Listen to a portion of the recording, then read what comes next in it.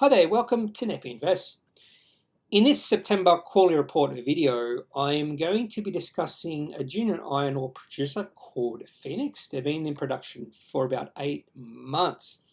I have been holding this company on and off over the past 6 months, and recently I did buy back in, maybe a month or so ago. Now, the reason I decided to buy back into Fenix is simply because I do think there is possible value there. When you look at some of the financials, they are producing some of the cash flows. And I think whether you realize there is possible value or not here is all dependent on how you think iron ore will go in the next few months, even up to the next few years. We have seen the iron ore prices fall off a fair bit over the past few months. They have stabilized the last few weeks, but I think the value is going to be highly dependent on if iron ore prices can stabilize or even move up from here on in.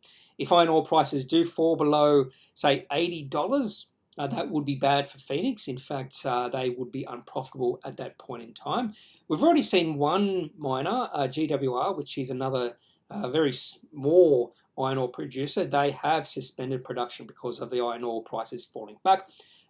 Fortescue, Rio Tinto, BHP, they will continue production because the cost they spend to get the iron ore out of the ground is much less than a company like Fenix. But if the iron ore prices can stabilize and even move up, there is significant value with Fenix right now. Fenix is a junior iron ore producer founded in 2007 as Emergent Resources, and they listed on the ASX in August 2008. I'm not sure when they changed the name from Emergent Resources to Fenix. The managing director is Robert Brearley. He's been the managing director since March 2019. He also has a 2.7% stake in this company. The market cap right now for Fenix is $118 million. That's at 25 cents. And the ticker code for this company is FEX. Now on to financial year 21 numbers and why I do think there is possible value with Fenix at these current prices. All the numbers you see here aren't for full year production. They're only for about 6 months of production. Revenue for financial year 21, $114.4 million. Operational cash flow positive, $65 million. Profitable to the tune of $49 million. Again, this is only for 6 months of production. Net cash up to $68 million at the end of the financial year. They spent $24 million of capital expenditure. Now, because they have no debt and are net cash, the enterprise value of Fenix, $50 million. Their EV to operating cash flow, 0.8. Typically, the number I look for here in regards to value plays is 6. Anything less than 6, I would consider a possible value play. Fenix, EV to operating cash flow, 0.8. And the PE ratio for a company with profit of $49 million and a market cap less than $120 million is only 2.4.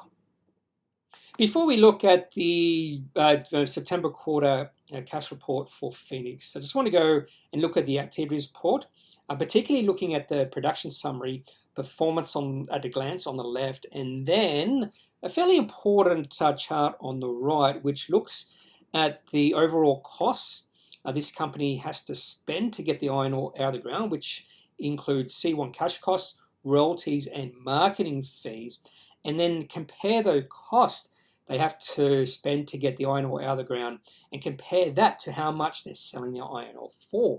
It's very important to know the costs and the price of the commodity because we've already seen one company suspend operations because iron ore prices have fallen and the costs they have to spend to get the iron ore out of the ground is a little bit more than the price they can sell the iron ore for.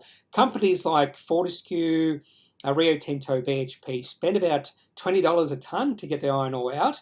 Fenix is around $80 a tonne. That's before royalties and marketing fees. If you add that, we're looking at $100 per wet metric tonne. So if the iron ore prices fall below $100, that would not be good news for Fenix, but they are above that right now. And the other thing I should mention is hedging they have done, and we'll talk about that in a few slides. But the things I am looking for here in the activity report is the cost they are spending to get the iron ore out of the ground and the price they are selling their iron ore for. Before we look at the September cash flow report, let's go back to the June quarter to see how they were doing in that quarter, and then we can see how they have progressed over the past 3 months. And again, in the June quarter, iron ore prices were quite high, so Fenix did have a stellar quarter. In fact, receipts for customers for that quarter, $83.6 million, and Fenix was operational cash flow positive by $45 million. They spent $3.5 million on capital expenditure and then some other stuff, but they increased their cash on hand from $26.7 million to $69.0 million. They also have no debt. And at that point in time, at the end of the June quarter, the share price was significantly higher than it is now because that was before the iron ore prices fell. So the enterprise value was $129 million, and it has fallen quite a bit since then, simply because the iron ore prices have fallen. Now on to the September quarter, and we should know, since iron ore prices have fallen, that the receipts of customers for Fenix have dropped a little bit. In fact, they've fallen to $71.8 million. However, Fenix is still operational cash flow positive by $25.4 million. And when you compare that to the fact that this company has a market cap of $118 million and now enterprise value of $25 million, you could maybe understand why I do think there is possible value here. They began the quarter with $69 million and finished it with $93 million. That end cash is approaching their market cap.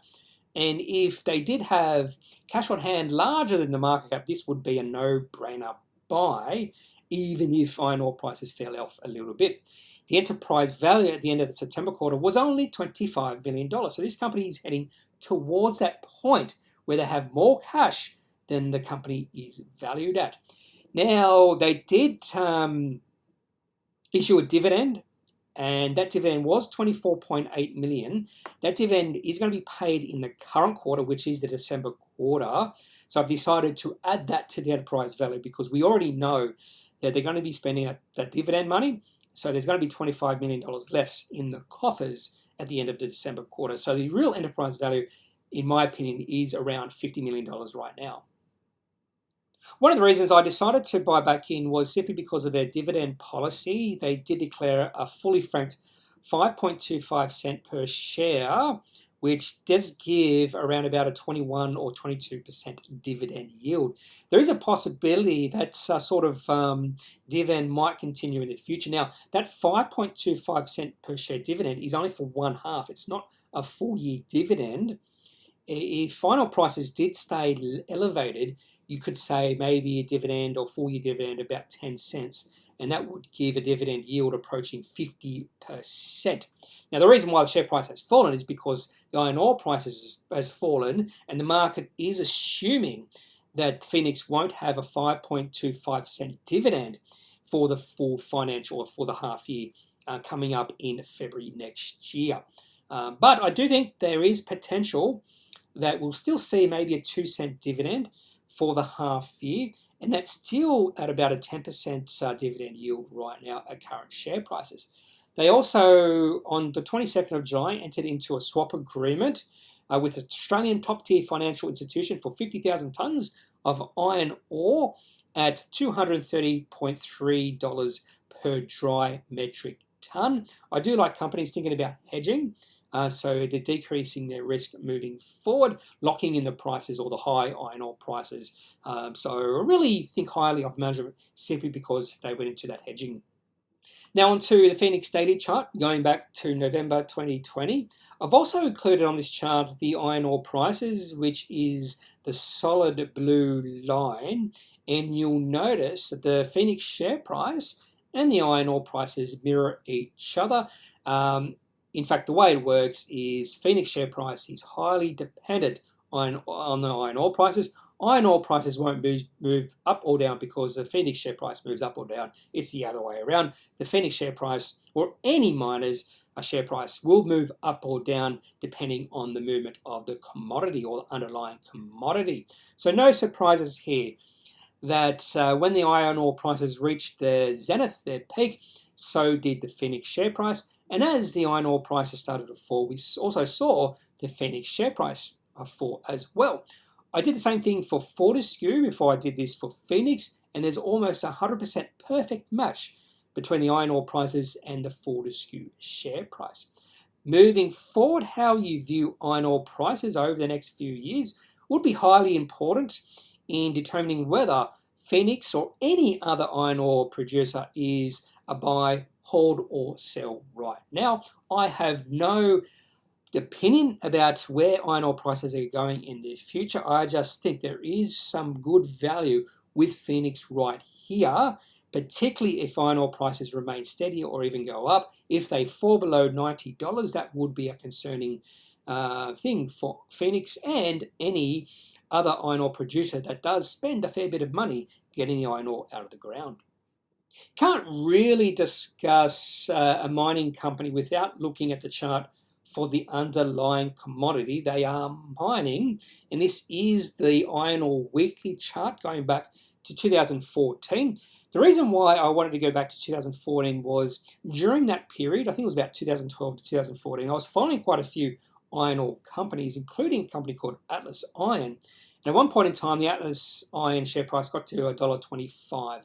And then with the iron ore prices falling, the Atlas Iron share price fell off a cliff. I think it fell from about $1.25 all the way down to 5 cents. I'm not even sure if Atlas Iron is around anymore.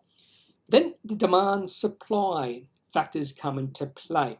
If the underlying commodity price falls, you're going to see less supply come onto the market because some miners will go bankrupt, some miners will suspend their operations, so there's going to be less supply. And if demand remains the same or even increases, you're going to see demand outstrip supply, and eventually there will be pressure under the underlying commodity price, and you'll start to see the price of that commodity start to rise. And that's what happened with iron ore back in 2016-17. The other thing that really helped with iron ore prices was the Vale disaster back in January 2019. And this was the breakout, not only for iron ore prices, it was the breakout for companies like Fortescue. Back then, the share price of Fortescue was $3. Now, even though it's $14, $15, it was higher as $25 recently. And then we also saw a significant breakout back towards the end of the COVID-19 financial panic. The iron ore prices then were around $80, $85. And then we just saw a real good solid uptrend in iron ore prices that lasted for about almost 15 months.